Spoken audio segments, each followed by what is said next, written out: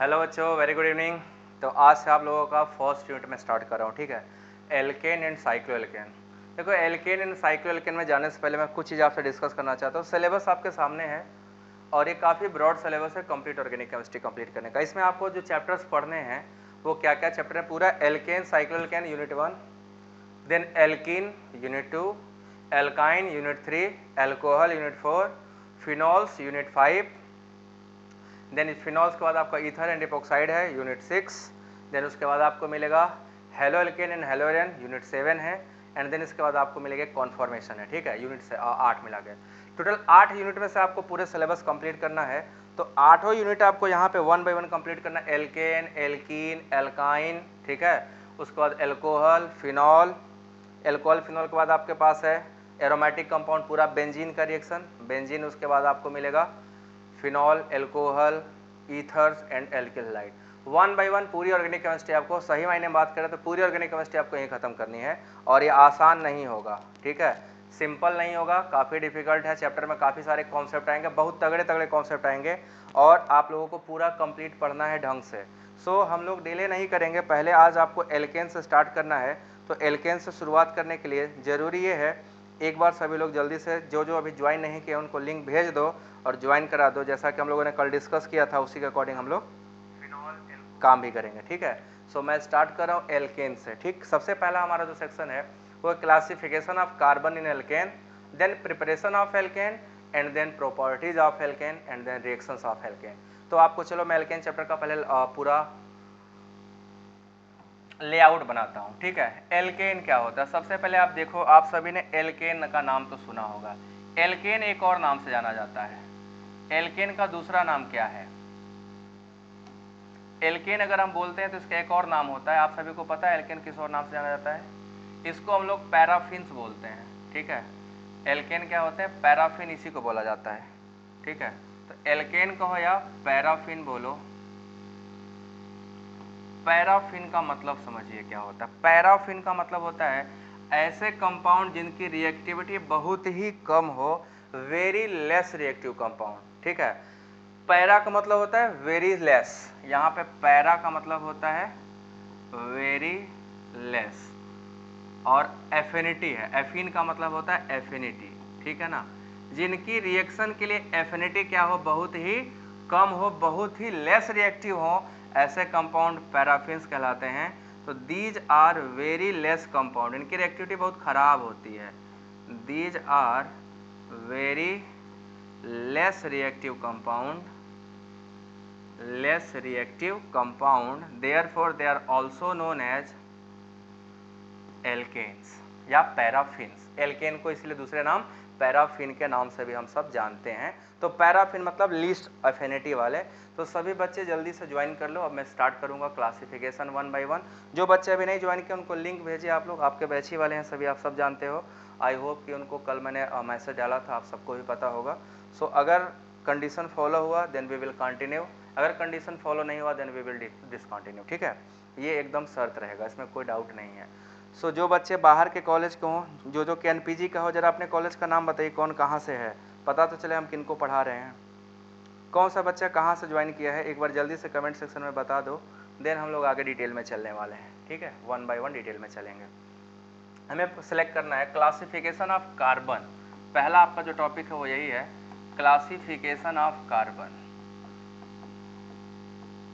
Carbon का classification करना है, कितने टाइप के कार्बन एटम होते हैं।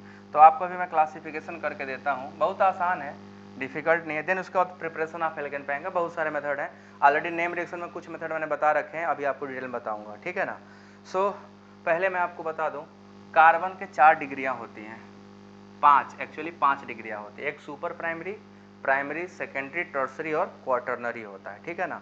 सो हम लोग क्या देखेंगे कि जो कार्बन है वो 4 टाइप का होता है, 5 टाइप का, super primary,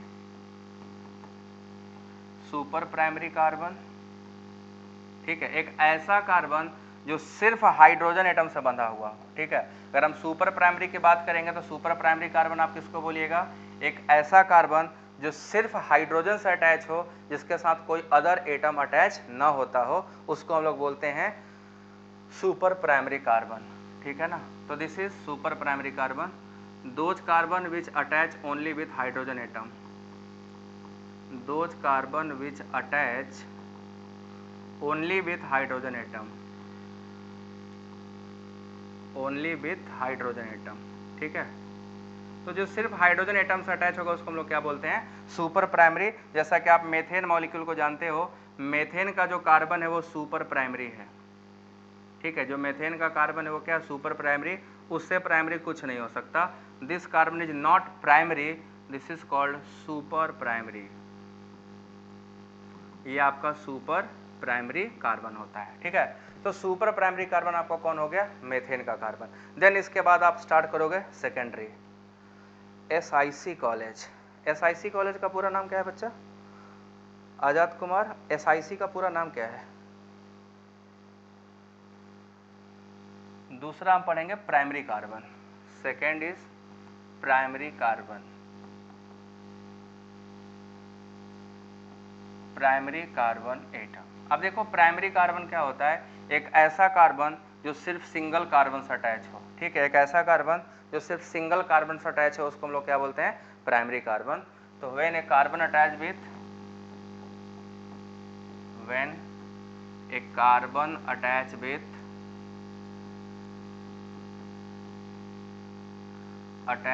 only one carbon, ये छोटा सा, इसको जल्दी से खत्म कर दूं तब प्रिपरेशन पे आएंगे। Attach with only one carbon, तो जब कोई कार्बन सिर्फ एक ही कार्बन से जुड़ा होगा उसको हम लोग बोलेंगे प्राइमरी कार्बन। जैसे अगर इसमें हम बात कर लें तो आपको पता चलेगा ये कार्बन प्राइमरी है और ये भी क्या है, प्राइमरी, क्योंकि ये एक कार्बन से जुड़ा है, ये भी एक कार्बन से जुड़ा है। अब एक स्ट्रक्चर में दे रहा हूँ, आप इसमें बताइए कितने कार्बन प्राइमरी हैं, इस कंपाउंड में कितने कार्बन आपको प्राइमरी दिखाई दे रहे हैं। टोटल प्राइमरी कार्बन की संख्या बताइए, how many carbons are primary in this compound. Super primary एक ही हो सकता है, मेथेन, और कोई नहीं हो सकता। इसमें आपको कितने प्राइमरी कार्बन दिखाई दे रहे हैं,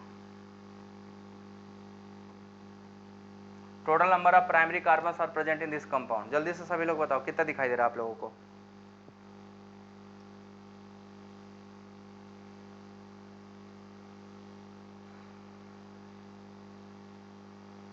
आंसर करो तो फिर नेक्स्ट चलते हैं। इसमें आपको दिखाई दे रहा होगा टोटल 1 2 3 4 5 6 7, 7 प्राइमरी कार्बन। एक ये आपका प्राइमरी कार्बन हो गया, एक ये हो गया, एक ये हो गया, एक ये हो गया, एक ये हो गया, एक ये और एक ये, ठीक है।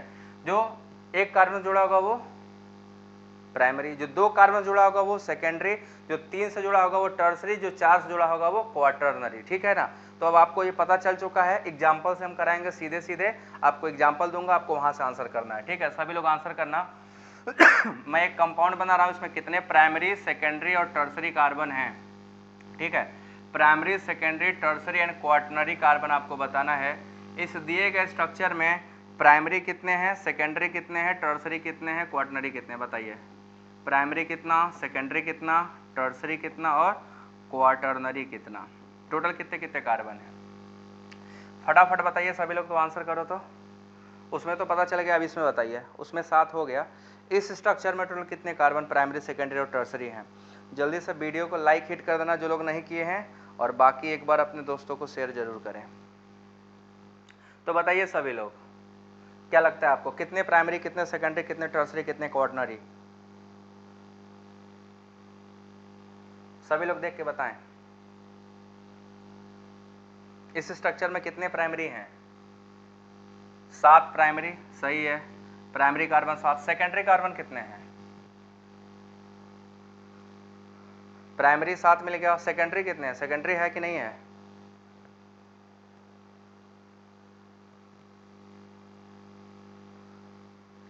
सेकेंडरी 0 है, कोई सेकेंडरी नहीं है। टर्सरी, टर्सरी केवल आपका 3 है, एक ये टर्सरी है, एक ये टर्सरी है, एक ये टर्सरी है, तो टर्सरी आपके 3 हो गए। और क्वार्टरनरी देखो 1 होगा।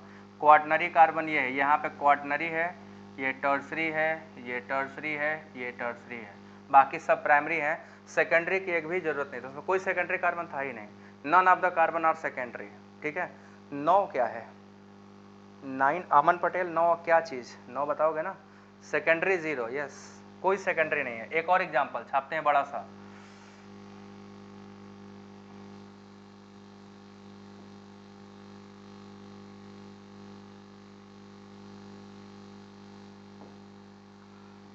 इस मॉलिक्यूल में बताइए कितने कार्बन प्राइमरी, सेकेंडरी और टर्सरी हैं, बस नंबरिंग करते चले जाओ। प्राइमरी कितना है, सेकेंडरी कितना है, फिर टर्सरी कितना है, एंड देन क्वाटरनरी कितना है, क्योंकि इसकी जरूरत पड़ेगी। अभी जितने डिग्री होगा वही उसका कंपाउंड होता है। 1 डिग्री से जुड़ा फंक्शनल ग्रुप 1 डिग्री कहलाता है, 2 डिग्री से जुड़ा फंक्शनल ग्रुप 2 डिग्री कहलाता है, 3 डिग्री से जुड़ा फंक्शनल ग्रुप 3 डिग्री कहलाता है। ऐसे ही 4 डिग्री से 4 जो भी होगा उसको ऐसे बोलेंगे, ठीक है ना।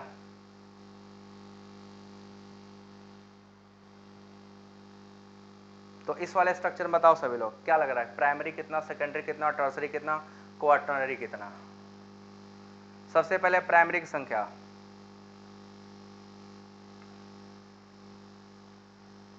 प्राइमरी 7 तो नहीं है इसमें, प्राइमरी 7 तो नहीं है, 6 प्राइमरी है, यस प्राइमरी 6 है, करेक्ट।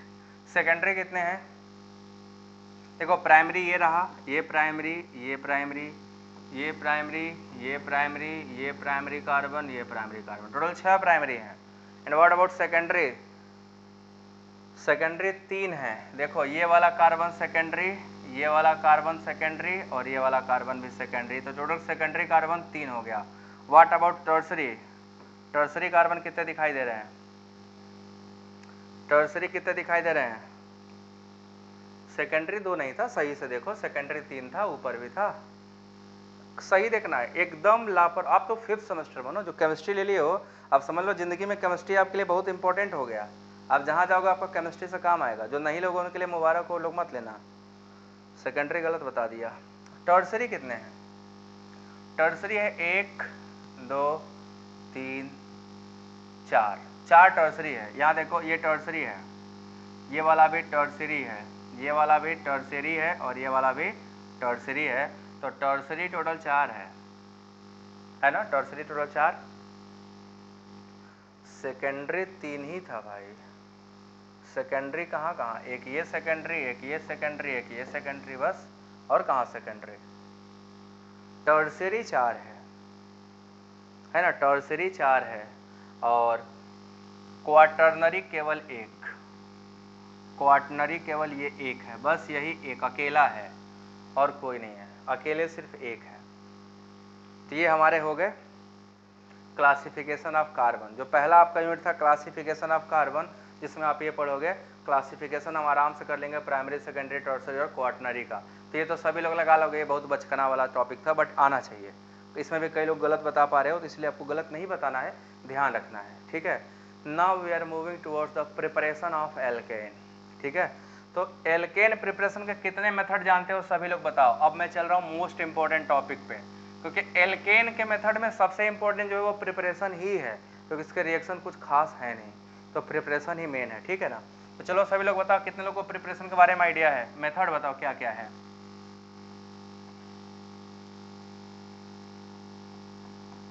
प्रिपरेशन ऑफ एल्केन, जो जो नाम जानते होगे, जो जो मेथड का बताते जाओ, मैं आपको ढेर सारे मेथड बताऊंगा और सब पढ़ना है, जितने होते हैं सब पढ़ना है। एल्केन बना बना के यहीं पे धुआं मचा दिया जाएगा। तो एल्केन बनाने के कितने मेथड आप सभी लोग जानते हो, जरा मैं भी जानूं।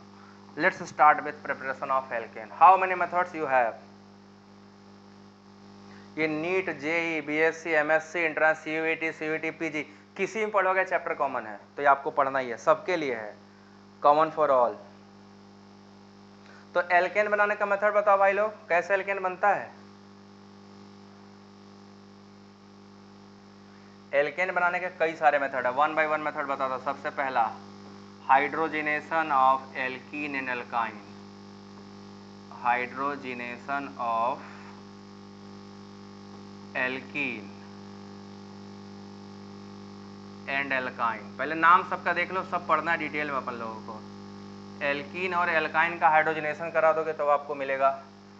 दूसरा reduction of alkyl halide, reduction of alkyl halide, alkyl halide के रिडक्शन से बनेगा, तगड़ा बनेगा, ठीक है, रिडक्शन ऑफ एल्किल हैलाइड से बनेगा। तीसरा method, third important name reaction है, वुड्स रिएक्शन, बहुत ही इंपॉर्टेंट है। जितने भी रिएक्शन आएंगे आप नेम रिएक्शन ध्यान रखना। Wurtz reaction, one of the very very very important, जिसका मैं ऑलरेडी लेक्चर बना चुका हूँ, आप सभी लोग देख सकते हो, नेम रिएक्शन वाले यूनिट में मिलेगा आपको, वुड्स रिएक्शन। फोर्थ इज कोरे हाउस सिंथेसिस, ये भी बना चुका हूँ, कोरे हाउस सिंथेसिस, इससे बनता है एल्केन, कोरे हाउस सिंथेसिस से। देन इसके बाद पांचवा कोल्बे इलेक्ट्रोलिसिस, ये तीनों बना चुका हूँ पहले ही, कोल्बे इलेक्ट्रोलिसिस से,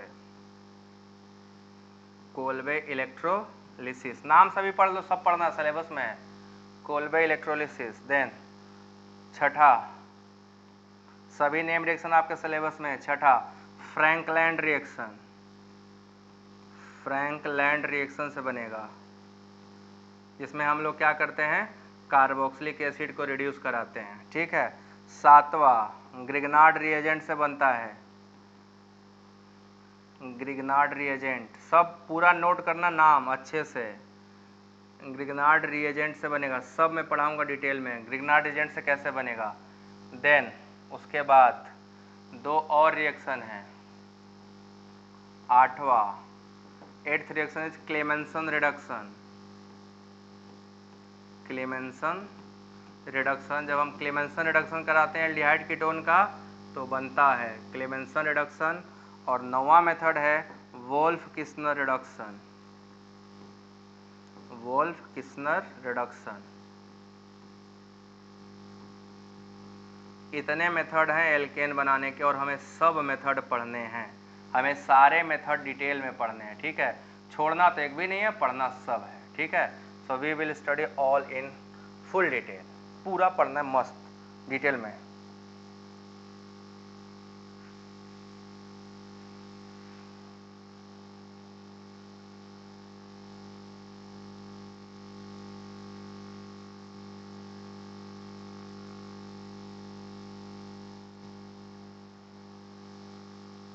ये आप लोग देख लो सभी मेथड, मैंने आपको सारे मेथड का लिस्ट यहाँ पे दे दिया, ये सभी मेथड जो हम लोग को पढ़ने हैं।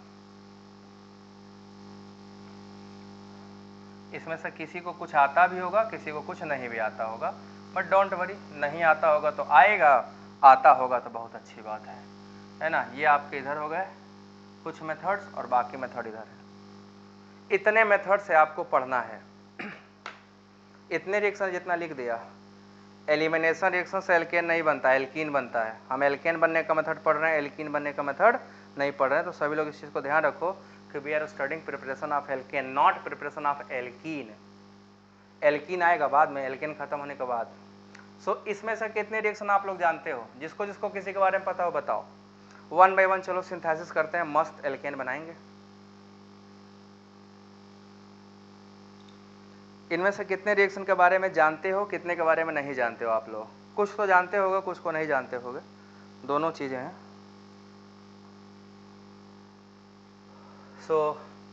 कुछ रिएक्शन ऑलरेडी मैं पढ़ा चुका हूँ, उनको मैं हो सकता है स्किप मारूँ, ठीक है। नेम रिएक्शन के सेक्शन में इनका सभी वीडियो बना दूंगा। पहला और दूसरा मेथड पहले पढ़ाने जा रहा हूँ, ठीक है। पहला और दूसरा मेथड हम लोग पहले पढ़ेंगे, कंप्लीट करेंगे।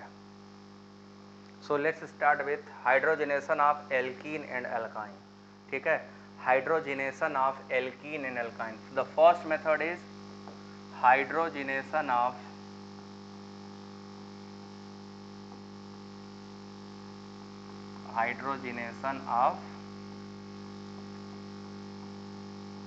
Alkene and alkyne. अगर इनमें से कोई मेथड आपको नहीं पता होगा या नहीं पढ़ा होगा तो डोंट वरी, मैं हूं ना, मैं पढ़ाऊंगा, घबराओ मत। पूरा पैसा वसूल, जितना भी पैसा खर्चा किए हो पढ़ने के लिए सब वसूल करा देंगे, टेंशन ना लो।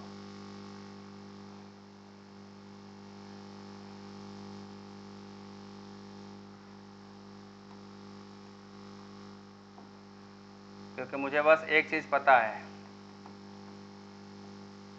मुझे बस एक चीज़ पता है आप लोगों के लिए, ठीक है। केमिस्ट्री ऐसी पढ़ाओ कि 4 लोगों को पढ़ने का मन करे, है ना। तो आइए स्टार्ट करते हैं one by one, hydrogenation of alkene से। ये तो सभी के काम का चीज़ है, ये तो सब क्लास 11th वाले भी पढ़ते हैं, बट हाँ 11th वाले इतना डिटेल में नहीं पढ़ते, थोड़ा कम डिटेल में पढ़ते हैं।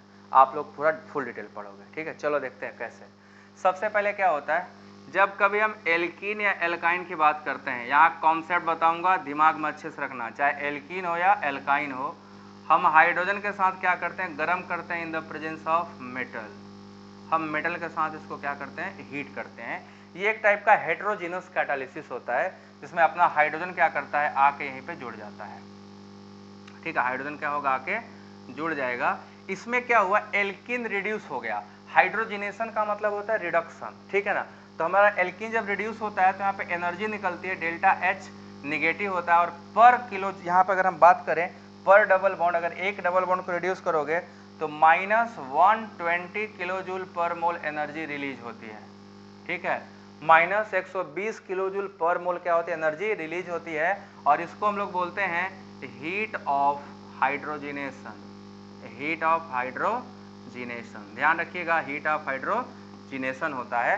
तो हम जब एल्कीन को रिड्यूस करते हैं मेटल, मेटल में हम क्या क्या यूज करते हैं, निकिल, पैलेडियम या प्लैटिनम, इन्हीं तीनों को यूज किया जाता है। ये तीनों मेटल जो हैं ये बेहतर कैटलिस्ट का काम करते हैं, और हमें जो प्रोडक्ट मिलता है वो एल्कीन है, along with release of some heat. These heats are called heat of hydrogenation. तो हम इसका हाइड्रोजिनेशन कराए हैं, तो जो हीट निकला उसको हीट ऑफ हाइड्रोजिनेशन कहते हैं।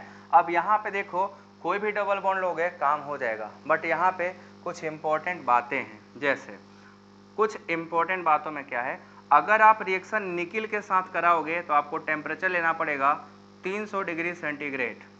ये टेम्परेचर करना पड़ता है तब काम होता है, नहीं तो नहीं होता। और इस रिएक्शन का नाम है सेबेटियर-सेंड्रेंस। सेबेटियर-सेंड्रेंस रिएक्शन बोलते हैं। ठीक है, नाम याद रखना। जब इस रिएक्शन को निकिल के साथ गर्म करते हैं 300 डिग्री सेंटीग्रेड पे, तो उसको सेबेटियर-सेंड्रेंस रिएक्शन करते हैं। बट अगर यही रिएक्शन आप पैलेडियम या प्लैटिनम के साथ कराओगे तो नॉर्मल ये रूम टेम्परेचर पे होता है, कोई गर्म करने की जरूरत नहीं है। नॉर्मल रूम टेम्परेचर भी क्या होता है, सफिशिएंट होता है। तो अगर आपके पास प्लैटिनम और पैलेडियम है तो रूम टेम्परेचर पे एल्कीन एल्केन में कन्वर्ट हो जाएगा, थोड़ा सा समय लगेगा। जब आप निकिल के साथ कराओगे तो आपको टेम्परेचर 300 डिग्री गर्म करना पड़ेगा। गर्म इसलिए करते हैं क्योंकि हमारा जो निकिल है वो रिएक्टिव होता है, थोड़ा ज़्यादा रिएक्टिव है प्लैटिनम पैलेडियम से। प्लैटिनम तो अनरिएक्टिव, पढ़ते हैं ना, नोबल मेटल में आता है, वो रिएक्टिव नहीं होता, तो वो लेस रिएक्टिव होने की वजह से जल्दी नहीं करता। जबकि आपका निकिल कर जाता है, तो निकिल को रिएक्शन, क्योंकि रिएक्शन करता है तो उसको गर्म करना पड़ता है, अदरवाइज रिएक्शन नहीं करेगा। तो ये हेटेरोजीनियस कैटालिसिस है। अब इसमें जो खास बात ध्यान रखने लायक है, ये रिएक्शन हम एक तो मेटल से कर लिए, इसको हम लोग बोलते हैं कैटालिटिक हाइड्रोजिनेशन। ठीक है, इस मेथड का क्या नाम है, catalytic hydrogenation. This is known as catalytic hydrogenation, ध्यान रखिएगा इसका नाम। This is known as catalytic hydrogenation, मतलब कैटालिस्ट के प्रेजेंस में हाइड्रोजिनेशन कराते हैं। तो कोई भी डबल बॉन्ड होगा एल्कीन एल्केन में कन्वर्ट हो जाएगा। सिमिलरली अगर एल्काइन होगा तो 2 मोल H2 खर्चा होगा, वो भी किस में कन्वर्ट हो जाएगा, एल्केन में। तो इसको हम लोग बोलते हैं हाइड्रोजिनेशन रिएक्शन। ठीक है ना। अब सवाल क्या है, इंपॉर्टेंट सवाल जो यहाँ पे उठता है, क्या सिर्फ एक ही कैटालिस्ट है, नहीं, और भी कैटालिस्ट हैं जो ये काम करते हैं, उनके बारे में ये जानकारी आपको दे दें। तो अगला जो कैटालिस्ट है जिसके बारे में बात करने वाले हैं, दूसरा नाम सुना होगा आप लोगों ने, विल्किंसन कैटालिस्ट। विल्किंसन कैटालिस्ट, वो भी डबल बॉन्ड को रिड्यूस करता है। तो उसका नाम देखिए, ये है आपका विल्किंसन कैटालिस्ट, बड़ा ही इंपॉर्टेंट कैटालिस्ट है। ये है आपका विल्किंसन कैटालिस्ट। ये one of the very very very important catalyst है, क्योंकि इसके जो रिएक्शन अभी आप करने वाला हूँ, ध्यान रखिएगा, किसी कंपटीशन में अगर आप जाते हो तो ये बहुत ही ज़्यादा इंपॉर्टेंट हो जाता है। अगर आप कभी एंट्रेंस एग्जाम में बैठोगे तो विल्किंसन कैटालिस्ट इटसेल्फ बहुत ज़्यादा इंपॉर्टेंट है ना। जो विल्किंसन कैटालिस्ट है वो अपने आप में बहुत ज़्यादा इंपॉर्टेंट है। पहले कैटालिस्ट क्या है ये देखिए। कैटालिस्ट है हमारा रोडियम का RH ट्राइफिनाइल फॉस्फीन का होल थ्राइस Cl। ठीक है, ये आपका catalyst in the presence of H2 के साथ ही तो काम करेंगे ना। ये कैटालिस्ट है, रोडियम ट्राइफिनाइल फॉस्फीन क्लोराइड है। यहाँ पे अगर आप देखोगे तो ध्यान से देखिएगा, आपने कोऑर्डिनेशन केमिस्ट्री पढ़ी होगी। यहाँ पे रोडियम का ऑक्सीडेशन स्टेट है +1, ये कॉम्प्लेक्स का हाइब्रिडेशन है DsP2, ये कॉम्प्लेक्स है स्क्वायर प्लेनर, इसके बारे में पूरा जानकारी ले लो। ये कॉम्प्लेक्स है स्क्वायर प्लेनर। इस कॉम्प्लेक्स का नेचर है डायामैग्नेटिक। अब अगर हम इसका स्ट्रक्चर बनाएं तो देखिए इसका स्ट्रक्चर कुछ ऐसा दिखाई देगा आपको, ठीक है। बना के दिखाता हूं, जस्ट ए मिनट। एक क्वेश्चन तो आपको इसी से बन जाएगा, एक क्वेश्चन हमारा इसी से जनरेट हो जाता है। इसीलिए मैं बोलता हूं कि हर एक चीज़ को डिटेल में पढ़ो, ठीक है। कोटा पूरा करने से काम नहीं चलेगा। कोटा पूरा करना तो हम तुरंत कोटा पूरा कर दें, बट मेरा काम वो वाला नहीं है। मुझे डिटेल में पढ़ाना, फुल इन्फॉर्मेशन के साथ पढ़ाना ज़्यादा अच्छा लगता है। दैट इज़ वाई मैं यहाँ पे खड़ा हूँ, आपको पढ़ा रहा हूँ।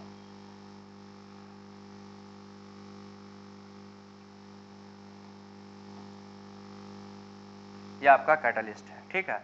अब देखो इसमें क्या है, इसका स्ट्रक्चर। स्ट्रक्चर से बड़ा काम का चीज़ मिल जाएगा आपको, ठीक है। नहीं, केवल निकिल में लगता है, प्लेटिनम में नहीं लगता, ठीक है। ध्यान रखना, निकिल प्लेटिनम पैलेडियम में नहीं लगता, केवल निकिल में लगता है, बाकी सब में नहीं लगता है। अब इसका स्ट्रक्चर देखो, स्क्वायर प्लेनर में क्या दिक्कत होती है, ये बड़ा ही बल्की है। क्या है, बहुत ज़्यादा बल्की आपको दिखाई दे रहा होगा। ट्राइफिनाइल फॉस्फीन, उससे दिक्कत क्या होगा, ट्राइफिनाइल फॉस्फीन का मतलब एक फास्फोरस पे 3 बेंजीन रिंग लगा हुआ है। ये पीएच का मतलब बेंजीन रिंग है। ट्राइफिनाइल फॉस्फीन ऐसे रहेगा, एक Cl। तो आप जरा बताओ ये हिंडर्ड है कि नॉन हिंडर्ड है? क्या ये वाला कॉम्प्लेक्स जो आप देख रहे हो ये हिंडर्ड है कि नॉन हिंडर्ड है? सभी लोग बताएं, आपको क्या लग रहा है ये कॉम्प्लेक्स जो हमने बनाया है अभी, वो आपको कैसा दिखाई दे रहा है, हिंडर्ड या नॉन हिंडर्ड? देख रहे हो कितना बिखरा हुआ है ये, ठीक है। ये टोटली ये स्ट्रक्चर होता है और कॉम्प्लेक्स आपका स्क्वायर प्लेनर होता है, क्योंकि ये आपका ऐसे बॉन्ड बनाता है, ये चारों ऐसे जुड़े होते हैं, स्क्वायर प्लेनर। देखो यही स्क्वायर प्लेनर है। अब क्योंकि बहुत ज़्यादा हिंडर्ड है इसीलिए इसका बड़ा इंपॉर्टेंस है। इंपॉर्टेंस देखो क्या है, ये जो है सिर्फ टर्मिनल डबल बॉन्ड को रिड्यूस कर पाता है। कोई डबल बॉन्ड अगर भीड़ भाड़ में होगा, सेंटर में होगा, तो उसको ये भाई साहब कुछ नहीं कर पाते। तो इनका काम ये है कि लेस हिंडर्ड डबल बॉन्ड को एल्कीन से एल्केन में कन्वर्ट कर सकते हैं, बट ये मोर हिंडर्ड डबल बॉन्ड को इनके बस का नहीं है, क्योंकि खुद ही इतने हिंडर्ड हैं, जब ये बीच में जाएंगे तो मार के भगा दिए जाते हैं, ये रिडक्शन कर नहीं पाते हैं, इनके बस का रिडक्शन नहीं होता है। तो इसका इंपॉर्टेंट रोल देखो क्या है। पहला, it reduces only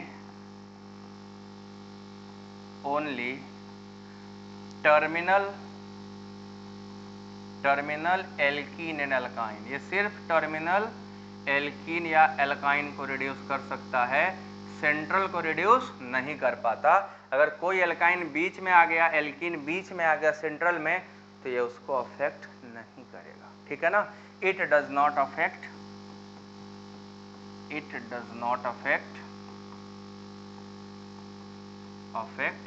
hindered alkene. Hindered मतलब जो भीड़ भाड़ में हो, उस एल्कीन को यह अफेक्ट नहीं करता है। आइए एग्जाम्पल के लिए देखते हैं। अगर मैंने आपको ये एक एल्कीन दे दिया, तो आप लोग बताइए कौन सा एल्कीन होगा जो आसानी से रिड्यूस हो जाएगा। 2 डबल बॉन्ड है ना, और हमने आपको यहाँ पे दिया H2+ रोडियम का कैटलिस्ट है।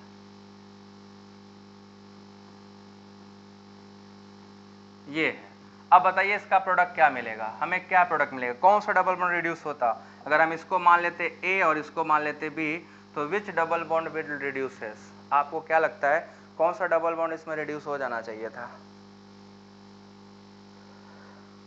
देख के बताइए कौन सा डबल बॉन्ड रिड्यूस हो जाएगा और क्यों हो जाएगा? इस कैटलिस्ट के प्रॉपर्टी के अकॉर्डिंग आपको क्या लगता है?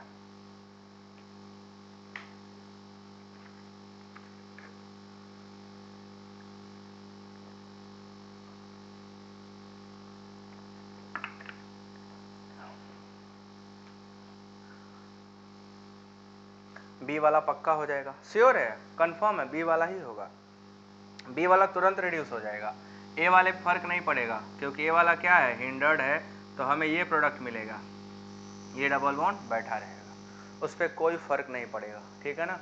तो ये खास बात है विल्किंसन कैटलिस्ट की। तो आपको समझ में आया विल्किंसन कैटलिस्ट क्या होता है? बोलो विल्किंसन कैटलिस्ट सबको आंसर सब लोग किया करिए, ठीक है ना। जो भी गलत सही हो उससे फर्क नहीं पड़ता, आंसर किया करिए, पता चलता है कि आपको समझ आ रहा है, बैठ गए हो या बस चैनल खोल कर बैठे हुए। पढ़ना है तो अच्छे से पढ़ो, नहीं पढ़ना है तो मत पढ़ो। क्या है कि पढ़ना जरूरी है, बट सबके लिए नहीं है ना, सबके लिए जरूरी थोड़े ना है, बट पढ़ना ही जरूरी है, ठीक है। तो क्लियर हो गया ये विल्किंसन कैटलिस्ट। तो आपको कैटालिटिक हाइड्रोजनेशन समझ में आया, सभी लोगों को कैटालिटिक हाइड्रोजनेशन। सो